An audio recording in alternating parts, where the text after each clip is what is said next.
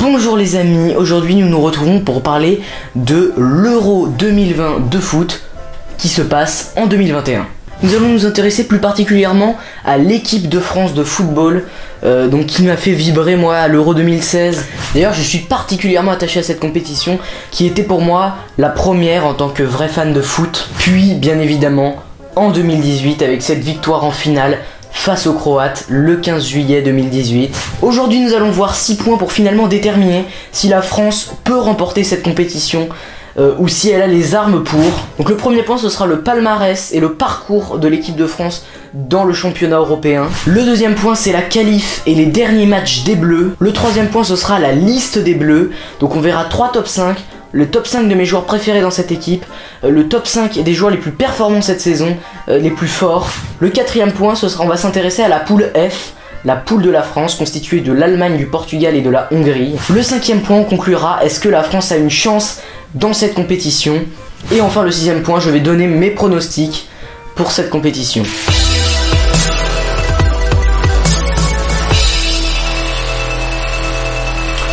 Donc sans plus attendre, le premier point, la France a donc remporté à 2 reprises l'Euro. D'abord en 1984, en finale face à l'Espagne avec un coup franc magnifique de Platini à la 57e et un but de Bellone à la 90e minute pour que la France se voit attribuer le trophée.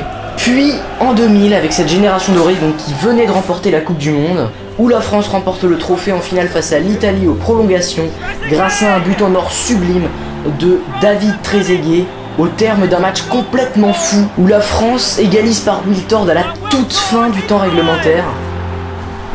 Mais depuis, en Euro, c'est pas la folie. En 2004, la France, donc tenante du titre, arrive à se hisser en quart de finale où ils affrontent le futur vainqueur de la compétition, la Grèce. Ils s'inclinent donc 1-0 contre une équipe totalement surprenante. En 2008, dans un groupe composé de la Roumanie, de l'Italie et des Pays-Bas, la France termine dernière de son groupe avec 2 défaites et 1 nul contre la Roumanie. Une des pires prestations de la France en grande compétition. En 2012, la France arrive de nouveau en quart de finale, emmenée par certains joueurs qui sont encore là aujourd'hui en 2021, comme Hugo Lloris ou Karim Benzema. Mais tel un retour de bâton de 1984, la France perd sans suspense 2-0. 2016, un nouveau groupe. La France ne le sait pas encore, mais c'est le début d'une belle histoire qui va s'écrire jusqu'en 2018. Cet Euro à la maison semble parfait. Un retournement de situation face à l'Irlande en 8e de finale grâce à un Antoine Griezmann en feu qui sera élu meilleur joueur et meilleur buteur de la compétition. Une victoire sans trembler face à l'Islande sur le score de 5-2. Un match de folie entre la France et l'Allemagne où Grisou emmène la France à lui tout seul en finale en inscrivant un doublé d'anthologie. Seul le match contre le Portugal tourne à la catastrophe. La France frappera 18 fois au but sans jamais marquer malgré un poteau d'André-Pierre Gignac. Le Portugal marque par Eder à la 109e. Cette nuit du 10 juillet 2016 restera un traumatisme pour tous les Français, mais on saura bien après que c'était en fait une leçon pour l'avenir. Donc deuxième point, la qualif des Bleus. Donc ils se sont qualifiés à la première place de leur groupe devant la Turquie et l'Islande notamment. Ils ont été à la hauteur de leur statut de champion du monde en se qualifiant pour l'Euro, malgré des difficultés avec une défaite notamment contre la Turquie 2-0. Ensuite, il y a eu la Nation League où la France a encore une fois terminé première du groupe, constitué du Portugal, de la Croatie et de la Suède, donc un groupe quand même assez relevé. Et en qualification pour la Coupe du Monde 2022, la France est encore là une fois première du groupe, même si bien sûr la qualification n'est pas encore terminée. La France est première, même si elle a fait un match nul un peu décevant contre l'Ukraine au Stade de France, malgré un sublime but d'Antoine Griezmann. Le troisième point, la liste des Bleus. Donc elle défile juste en dessous de votre écran. Et donc moi je vais commencer par le top 5 de mes joueurs préférés sélectionnés par Didier Deschamps. Donc je vais commencer par le 5e, Raphaël Varane. Donc le défenseur du Real, qui pour moi est un très bon défenseur, un des meilleurs du monde. Il a vraiment un très bon jeu de tête, ses relances sont propres, etc. Donc moi j'apprécie beaucoup ce défenseur et moi c'est mon défenseur préféré en équipe de France. Mon 4e préféré c'est Hugo Lloris. le capitaine et gardien de la sélection, qui pour moi a l'expérience suffisante pour être vraiment un capitaine d'exception. C'est un des joueurs les plus sélectionnés de l'histoire de l'équipe de France. Et bien sûr, quand Hugo Lloris est dans ses grands soirs, la France perd très rarement. Troisième joueur préféré, Olivier Giroud. Alors il a été beaucoup critiqué, Olivier Giroud, mais je trouve que c'est un joueur indispensable, deuxième meilleur buteur de l'histoire des Bleus. Il va peut-être d'ailleurs devenir premier dans les mois qui suivent. Voilà, c'est un joueur qui a toujours été critiqué, mais il a toujours été présent au rendez-vous. À la Coupe du Monde, il n'a certes pas marqué, mais il a été vraiment au service du collectif, il a été un point d'appui pour tous les autres attaquants. Alors deuxième meilleur joueur, alors c'est que mon avis, c'est Corentin Tolisso. Je trouve que le profil de ce joueur est vraiment très intéressant. Dès qu'il joue, on sent que c'est plus facile avec lui, etc. Il apporte défensivement et offensivement également. Donc voilà, très bon joueur et que j'apprécie beaucoup. Et premier, Antoine Griezmann. Voilà le joueur du FC Barcelone. Quand Griezmann a le ballon, il la donne tout le temps avec une facilité déconcertante. Il trouve souvent le bon choix. Il sait sortir les Bleus de situations compliquées. Il a trouvé sans le vouloir un statut de leader dans cette équipe. Et c'est également un des meilleurs buteurs de l'histoire des Bleus. Maintenant le top 5 des joueurs les plus performants cette saison en club. Le cinquième, j'ai mis Griezmann, donc justement. En quatrième, j'ai mis Presnel Kimpembe. Oui, le défenseur du PSG qui a fait une saison quasi parfaite avec 59% de duels gagnés. En troisième, j'ai mis N'Golo Kanté. N'Golo Kanté, bien sûr, qui est toujours très précieux à l'équipe de France quand il est là. En deuxième position, je mets Karim Benzema. C'est vrai qu'il a fait quand même une saison quand même assez impressionnante avec le Real, avec 30 buts en 50 matchs. Et en première position, comment ne pas mettre Kylian Mbappé, qui est vraiment flamboyant avec le PSG, 44 buts, c'est énorme. En 48 matchs, il n'a que 22 ans, Kylian Mbappé. Le quatrième point, la poule de la France, donc qui est constituée de la Hongrie, de l'Allemagne et du Portugal. Pour moi, les plus dangereux, c'est le Portugal. L'Allemagne, on l'a vu avec une défaite notamment face à la Macédoine du Nord, des grosses défaites notamment face à l'Espagne. Voilà, l'Allemagne a un groupe assez jeune, un groupe qui est en train de se reconstruire.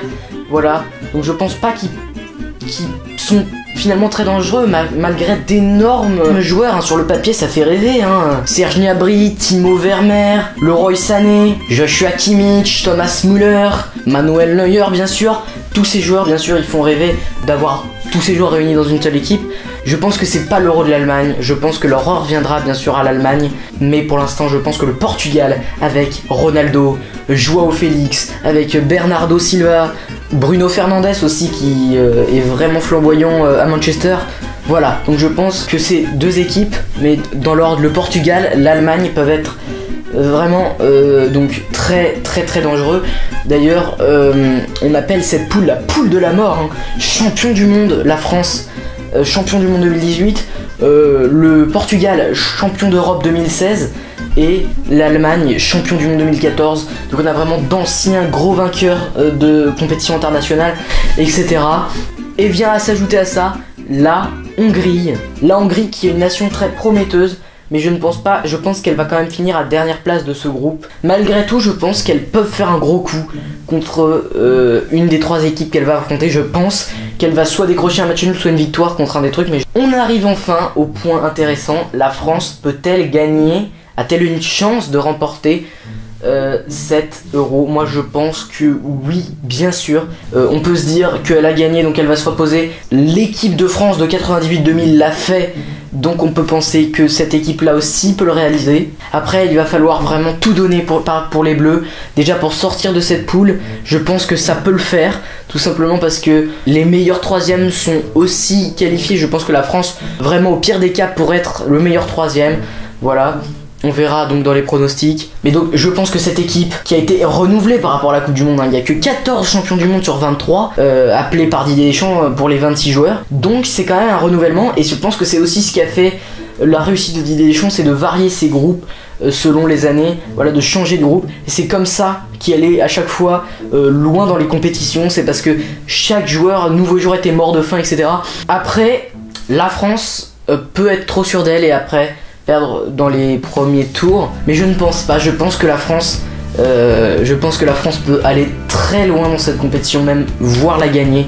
Surtout qu'en plus il y a le traumatisme, comme j'en parlais de tout à l'heure, de 2016 qui peut remonter à la surface. Sur ce point, l'équipe de France peut très bien faire la surprise et gagner comme l'avait fait la génération 98-2000. Parce que, pourquoi la France avait gagné 98-2000? Parce qu'ils avaient renouvelé, de nouveaux joueurs étaient arrivés, s'étaient installés, etc. Et la France, en établissant le même stratagème, avec bien sûr la philosophie de jeu de Didier Deschamps de vouloir que le groupe soit uni, soudé, voilà, ça peut aussi faire la différence. Et puis il y a la hype, bien sûr, d'une grande compétition. Et en plus, j'en parlais tout à l'heure, Karim Benzema, quand même, qui est de retour, donc il va tout donner pour tout défoncer, pour marquer, pour faire des choses incroyables. Et donc de ce côté là, avec des joueurs comme Adrien Rabiot, qui justement, j'en parlais tout à l'heure de Paul Pogba, mais Adrien Rabiot en tout cas a vraiment ses chances d'être titulaire. Mes pronostics maintenant, donc je vais faire d'abord le pronostic pour l'équipe de France. Donc je vois, donc au premier match France-Allemagne, je vois un match hyper serré, un match de guerrier, etc. Mais je vois un match nul de partout entre les deux équipes. Voilà, c'est un pari que je prends, mais je pense, disons que les deux équipes vont vouloir gagner et qu'elles vont se neutraliser l'une l'autre. Donc je pense un 2 partout. Contre la Hongrie, je vois une victoire de l'équipe de France 3-1. Voilà, je vois l'équipe de France avoir envie d'aller chercher sa qualification et donc de gagner face à la Hongrie. Et je vois une victoire 2-0 face au Portugal. Voilà, on verra. Voilà, c'est donc pronostic comme ça. Je la vois terminer la France première du groupe ou deuxième. D'ailleurs, au niveau du groupe, je pense du groupe F, je pense que le premier sera la France, le deuxième le Portugal, le troisième l'Allemagne qui se qualifiera en tant que meilleur troisième, et la Hongrie en dernière position. Au niveau du groupe A, donc constitué des Pays de Galles, de l'Italie, de la Turquie et de la Suisse, je vois l'Italie en première position sans problème. Moi je vois la Turquie en deuxième position, la Suisse en troisième position et les Pays de Galles, malgré le fait qu'ils étaient demi-finalistes en 2016, je le vois pas passer, je les vois derniers de ce groupe. Donc le groupe B, je pense que le premier sans surprise sera la Belgique. Le deuxième, je vais tenter un coup de poker avec la Finlande, deuxième. Troisième position, le Danemark. Et dernière position, la Russie, qui avait quand même fait une très bonne Coupe du Monde à domicile. Voilà, mais je pense pas que là, ils aient la force suffisante pour aller chercher ça. Le groupe C, je vois en premier les Pays-Bas, qui vraiment est une équipe, je pense, qui peut aller en demi-finale très largement. Après les Pays-Bas, je vois l'Ukraine, puis la Macédoine du Nord que je vois avant l'Autriche. Ensuite le groupe D, je vois l'Angleterre en premier, l'Écosse en deuxième, je vois la Croatie en troisième, et je vois enfin la République tchèque. Et enfin groupe E, je vois l'Espagne en premier, ensuite la Suède, après la Pologne, et enfin la Slovaquie, c'est ça. Et ensuite pour les meilleurs troisièmes, donc il y en a 4 de qualifiés de meilleurs troisièmes.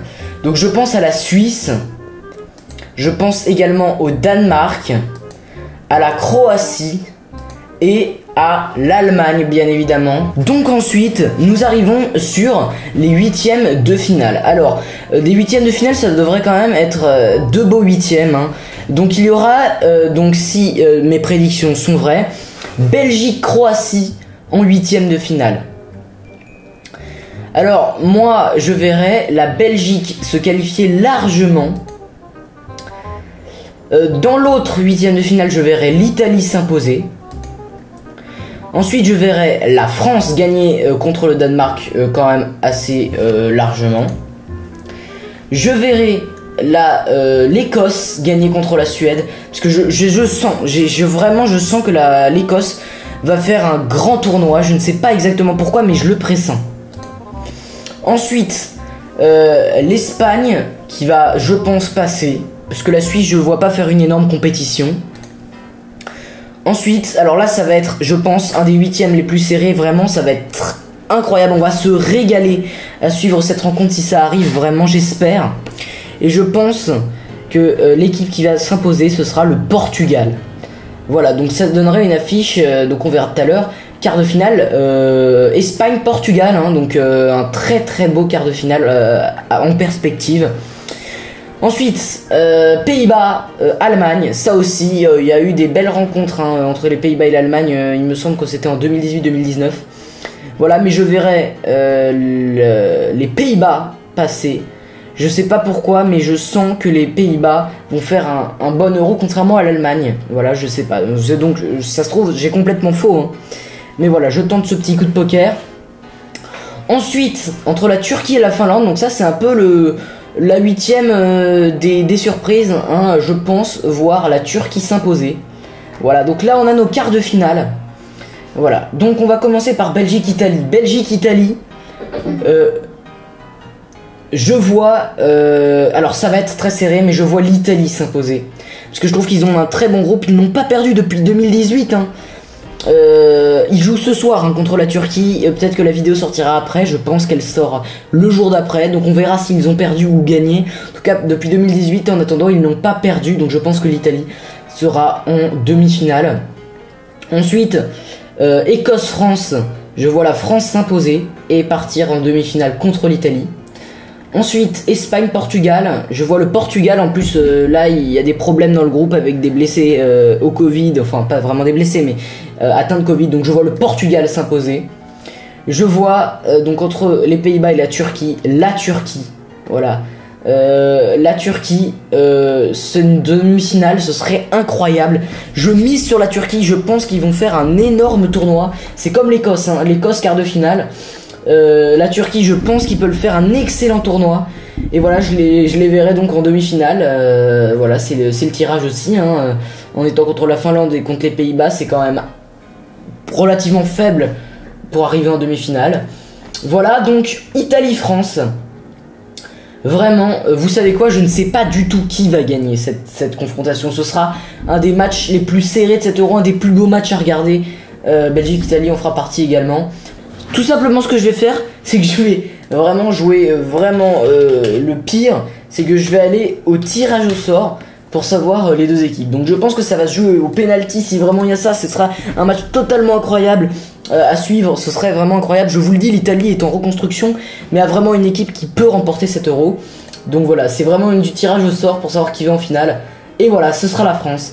Voilà, c'est vraiment du tirage au sort, mais bon,